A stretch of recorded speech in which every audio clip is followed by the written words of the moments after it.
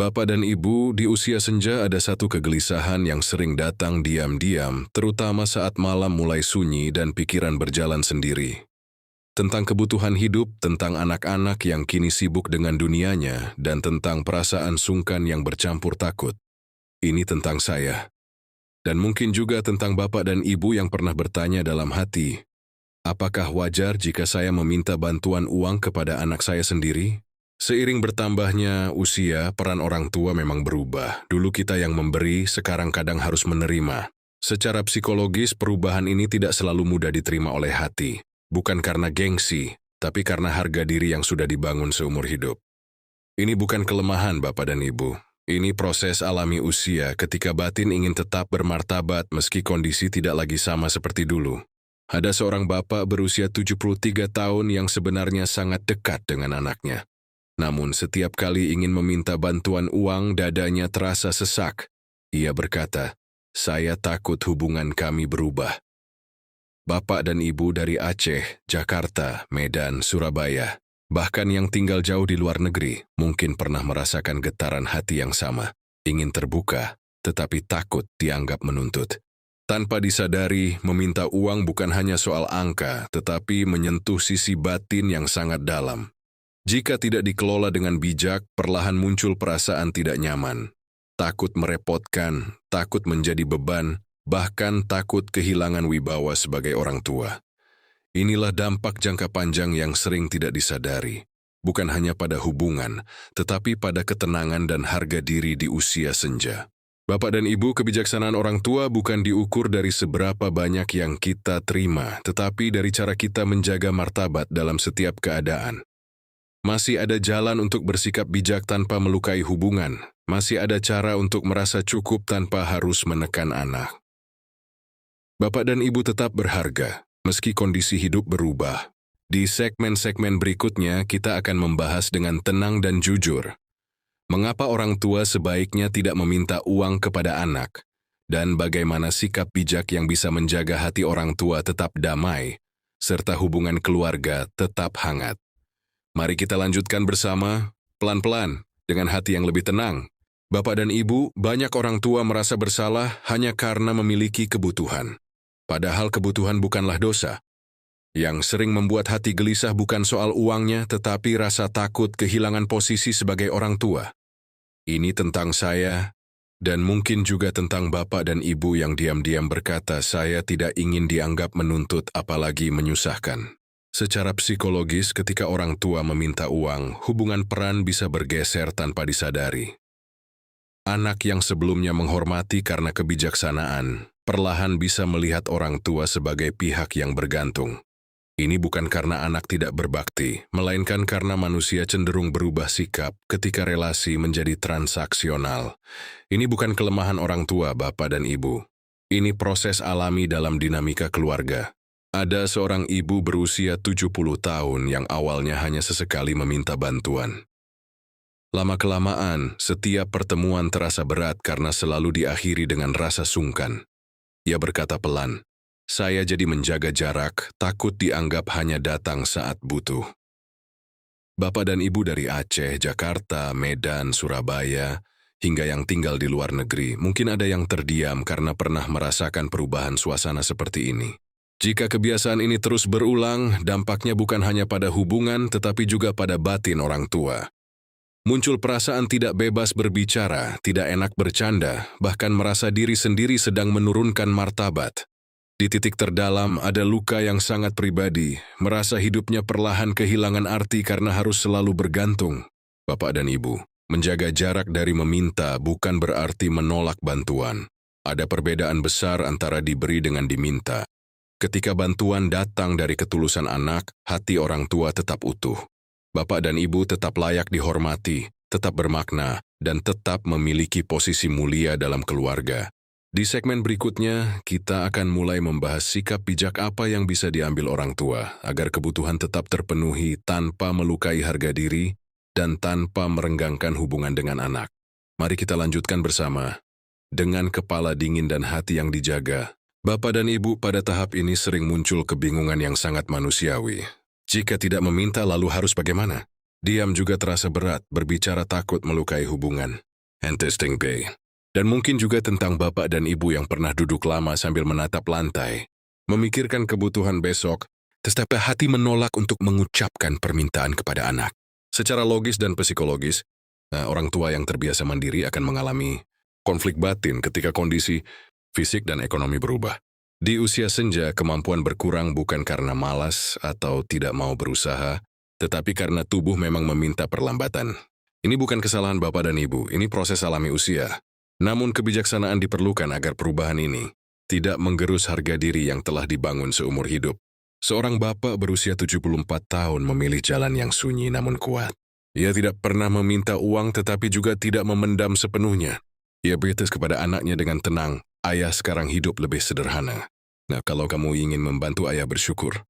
Kalau tidak, ayah tetap berusaha cukup." Kalimat itu bukan permintaan, bukan tekanan. Bapak dan ibu dari Aceh, Jakarta, Medan, Surabaya, hingga yang tinggal di luar negeri, mungkin pernah mengucapkan kalimat serupa atau ingin mengucapkannya, tetapi belum berani. Sikap seperti ini membawa dampak batin yang berbeda. Orang tua tetap merasa berdiri di atas kakinya sendiri. Tidak ada rasa menagih, tidak ada ketergantungan yang memalukan. Sebaliknya muncul ketenangan karena harga diri tetap terjaga. Jika ini tidak dilakukan, luka batin bisa semakin dalam, merasa tidak lagi berguna, merasa hidup hanya menunggu uluran, bahkan merasa keberadaannya hanya menjadi beban. Inilah rasa sakit yang jarang diucapkan tetapi sangat menusuk hati orang tua. Bapak dan ibu, kebijaksanaan bukan berarti menolak kenyataan. Kebijaksanaan adalah menerima perubahan dengan cara yang bermartabat. Ketika orang tua memilih sikap tenang dan jujur tanpa menuntut, anak justru lebih mudah tergerak dari hati, bukan dari rasa terpaksa.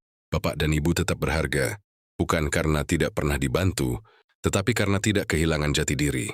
Di segmen berikutnya, kita akan membahas cara berbicara yang tepat kepada anak, bukan untuk meminta, tetapi untuk membuka ruang empati tanpa tekanan.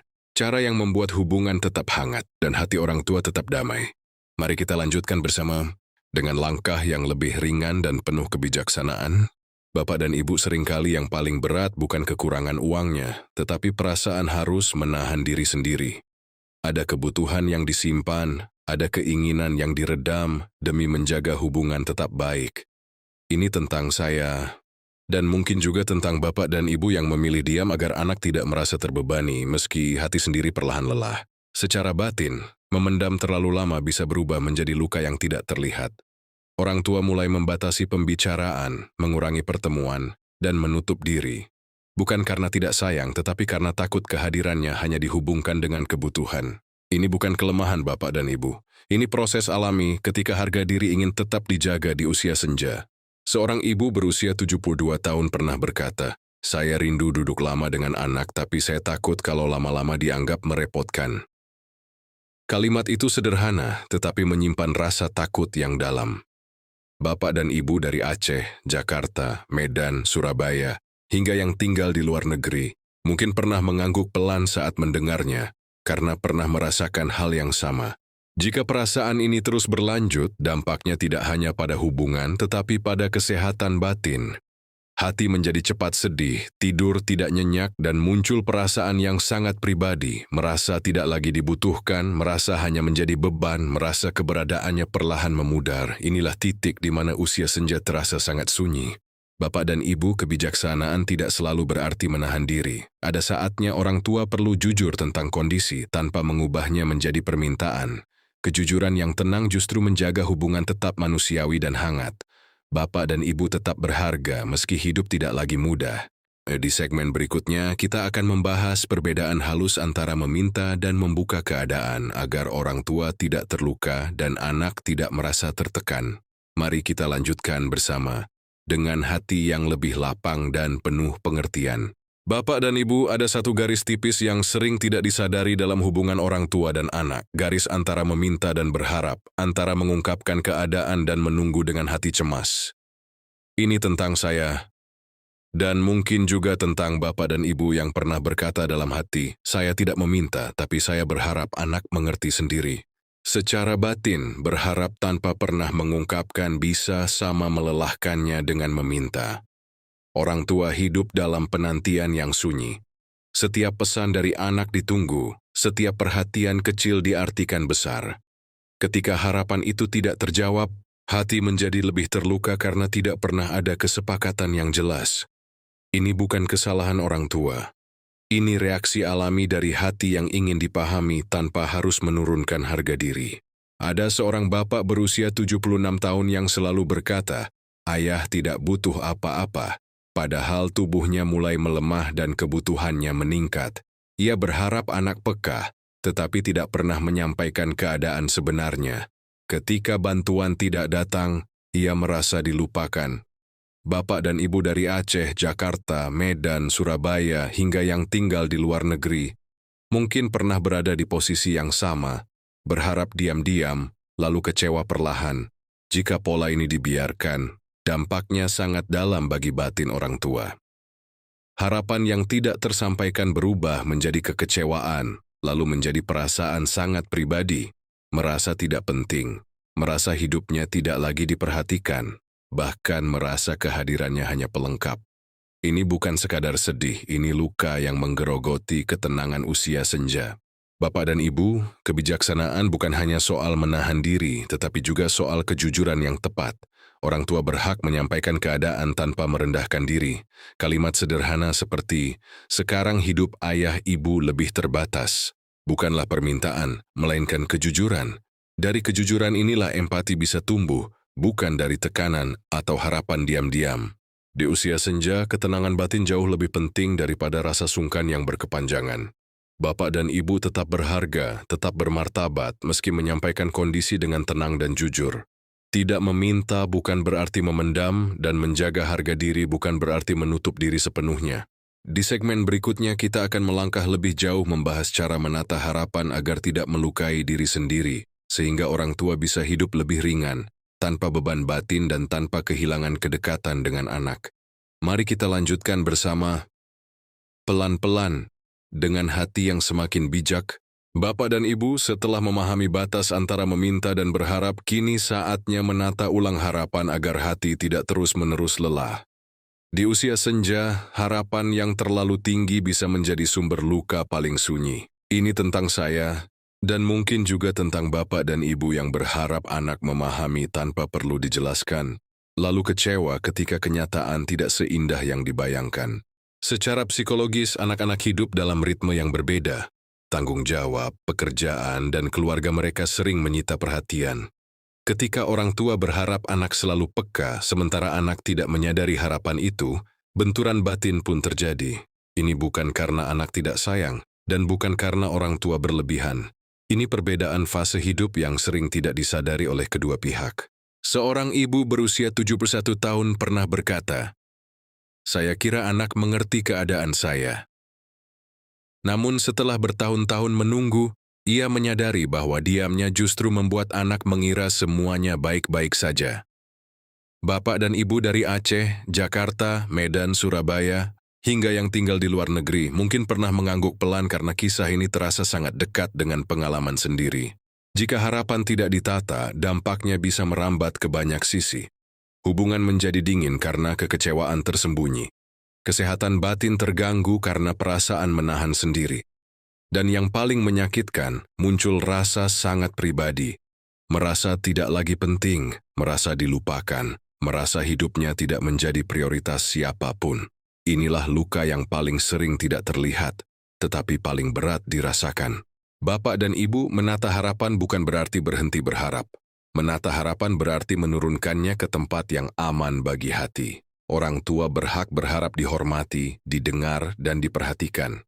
Namun kebijaksanaan usia senja mengajarkan untuk berharap pada hal yang bisa dikendalikan. Sikap diri sendiri, ketenangan batin, dan cara menjaga martabat. Bapak dan Ibu tetap berharga, meski harapan tidak selalu terwujud seperti yang diinginkan. Segmen ini mengingatkan kita bahwa ketenangan usia senja lahir dari harapan yang ditata dengan bijak. Jika Bapak dan Ibu merasa kisah ini seperti cermin hidup sendiri, jangan simpan sendirian. Dengan menuliskan pengalaman di kolom komentar, Bapak dan Ibu sedang meninggalkan jejak hidup yang bisa menguatkan orang tua lain yang mungkin sedang memikul luka yang sama. Mari kita lanjutkan ke segmen berikutnya. Dengan hati yang lebih ringan dan langkah yang lebih tenang, Bapak dan Ibu, ada satu ketakutan yang sering muncul setelah hati berkali-kali kecewa. Takut berbicara apa adanya, takut salah kata, takut disalahpahami, takut hubungan justru makin renggang. Ini tentang saya, dan mungkin juga tentang Bapak dan Ibu yang memilih diam karena ingin menjaga kedamaian, meski di dalam hati ada beban yang belum terurai. Secara psikologis, diam memang terasa aman sesaat, tetapi tidak selalu menenangkan. Diam yang terlalu lama bisa membuat jarak batin semakin lebar. Anak mengira orang tua baik-baik saja, sementara orang tua merasa tidak pernah benar-benar didengar. Ini bukan salah Bapak dan Ibu, dan bukan pula kesalahan anak. Ini terjadi karena komunikasi berhenti di tempat yang seharusnya menjadi jembatan. Seorang bapak berusia 75 tahun pernah berkata dengan lirih, "Saya tidak ingin membuat anak tertekan." Ia memilih memendam kebutuhan dan keluhan kecilnya. Namun yang terjadi, ia justru merasa semakin sendirian. Bapak dan Ibu dari Aceh, Jakarta, Medan, Surabaya, hingga yang tinggal di luar negeri, mungkin pernah merasakan dilema yang sama, antara ingin jujur dan takut melukai. Jika pola diam ini terus berlanjut, dampaknya bisa menyentuh sisi terdalam. Orang tua mulai merasa tidak penting untuk didengarkan, merasa suaranya tidak lagi berarti, kesehatan batin terganggu, kehangatan hubungan berkurang, dan muncul rasa yang sangat pribadi, merasa hidupnya tidak lagi punya tempat dalam percakapan keluarga. Ini luka yang halus, tetapi dalam. Bapak dan Ibu, kebijaksanaan usia senja bukan berarti menutup mulut, melainkan memilih kata yang tepat. Berbicara dengan tenang, tanpa tuntutan, tanpa menyalahkan, justru membuka ruang empati. Kalimat sederhana seperti, "Ayah ibu ingin berbagi keadaan, bukan meminta," adalah jembatan yang menjaga martabat dan kehangatan sekaligus. Bapak dan Ibu tetap berharga, tetap pantas didengar. Di segmen berikutnya kita akan membahas cara menyampaikan batasan dengan lembut agar orang tua tidak terus mengorbankan diri dan anak tetap merasa dihormati. Mari kita lanjutkan bersama. Dengan suara yang jujur, hati yang tenang, dan langkah yang semakin bijak. Bapak dan Ibu, setelah berani berbicara dengan jujur, ada satu hal penting yang sering terlupakan oleh orang tua. Menetapkan batasan. Banyak orang tua berpikir bahwa menetapkan batasan berarti menjauh, berarti tidak sayang, padahal justru sebaliknya. Ini tentang saya. Dan mungkin juga tentang Bapak dan Ibu yang terlalu sering mengalah sampai lupa di mana batas diri sendiri. Secara batin, orang tua yang tidak memiliki batasan akan mudah lelah. Setiap keputusan anak diterima tanpa suara, setiap sikap anak dimaklumi meski hati terluka. Lama-kelamaan, orang tua kehilangan ruang aman untuk dirinya sendiri. Ini bukan karena orang tua lemah, ini karena cinta yang terlalu besar sering lupa melindungi diri. Ada seorang ibu berusia 73 tahun yang selalu berkata, "Tidak apa-apa," meski sebenarnya hatinya perih. Ia membiarkan anak menentukan segalanya. Waktu berkunjung, cara berbicara, bahkan nada suara. Suatu hari ia berkata lirih, "Saya seperti tamu di hidup anak saya sendiri." Bapak dan Ibu dari Aceh, Jakarta, Medan, Surabaya, hingga yang tinggal di luar negeri, mungkin pernah merasakan perasaan yang sama. Meski tak pernah terucap. Jika batasan tidak pernah dibuat, dampaknya bisa sangat dalam. Harga diri perlahan terkikis. Orang tua mulai merasa tidak punya hak untuk merasa tersinggung, tidak punya hak untuk didengar. Kesehatan batin terganggu, hubungan terasa timpang, dan muncul luka yang sangat pribadi, merasa hidupnya hanya menyesuaikan orang lain, bukan lagi dihargai sebagai pribadi utuh. Bapak dan Ibu, batasan bukan tembok, melainkan pagar yang melindungi kebun hati. Mengatakan, ayah ibu tidak nyaman jika dibicarai seperti itu. Bukanlah sikap keras, itu sikap sehat. Batasan yang disampaikan dengan tenang justru mengajarkan anak cara menghormati orang tua, bukan karena takut, tetapi karena mengerti. Di usia senja, orang tua berhak atas ketenangan, berhak merasa aman dalam hubungan, berhak mengatakan cukup tanpa rasa bersalah. Bapak dan Ibu tetap berharga, tetap mulia, meski memilih menjaga diri sendiri. Menjaga batas bukan tanda menyerah, melainkan tanda kebijaksanaan yang matang. Di segmen berikutnya, kita akan sampai pada inti kebijaksanaan usia senja, bagaimana menerima keadaan dengan lapang, tanpa kehilangan harga diri, dan tanpa merusak hubungan keluarga. Mari kita lanjutkan bersama. dengan hati yang lebih tegak, lebih tenang, dan lebih damai. Bapak dan Ibu, setelah belajar berbicara dengan jujur dan menetapkan batasan, kini kita sampai pada tahap yang paling sunyi sekaligus paling dalam. Menerima kenyataan hidup dengan lapang dada. Menerima bukan berarti menyerah, tetapi berdamai. Ini tentang saya, dan mungkin juga tentang Bapak dan Ibu yang sedang belajar berkata dalam hati, hidup saya memang tidak lagi sama, tapi saya ingin tetap tenang. Secara batin, penerimaan adalah proses yang tidak instan. Ada hari-hari di mana hati terasa kuat, namun ada juga hari di mana rasa sedih datang tanpa permisi. Usia senja membawa kita pada kesadaran bahwa tidak semua hal bisa dikendalikan, termasuk perhatian anak dan keadaan ekonomi. Ini bukan kegagalan orang tua. Ini bagian dari perjalanan hidup yang manusiawi. Seorang bapak berusia 78 tahun pernah berkata, "Dulu saya marah pada keadaan, sekarang saya belajar bersyukur." Ia tidak lagi menunggu anak dengan harapan berlebihan, tetapi tetap membuka pintu dengan hati hangat. Bapak dan Ibu dari Aceh, Jakarta, Medan, Surabaya, hingga yang tinggal di luar negeri, mungkin pernah berada di fase marah, lalu perlahan menuju fase menerima, meski jalannya tidak selalu lurus. Ketika penerimaan mulai tumbuh, dampaknya sangat terasa. Hati menjadi lebih ringan, tidur lebih nyenyak. Hubungan dengan anak tidak lagi dibebani tuntutan batin. Namun jika penerimaan tidak tercapai, luka lama akan terus terbuka. Muncul perasaan sangat pribadi.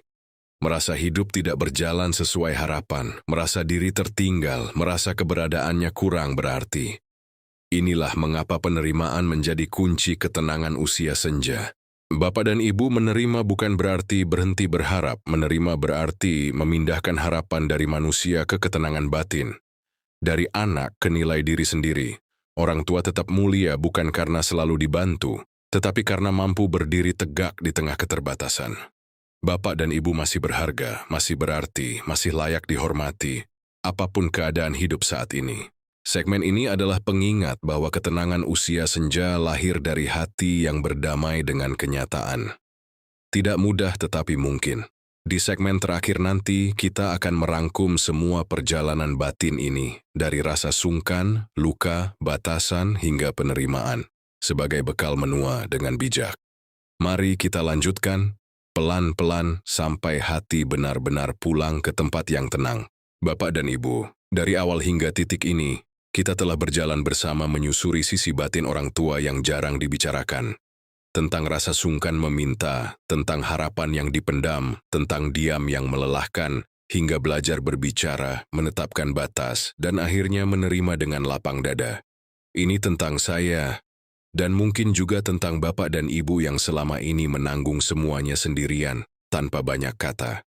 Kita belajar bahwa meminta uang kepada anak bukanlah soal benar atau salah, melainkan soal menjaga martabat dan ketenangan batin.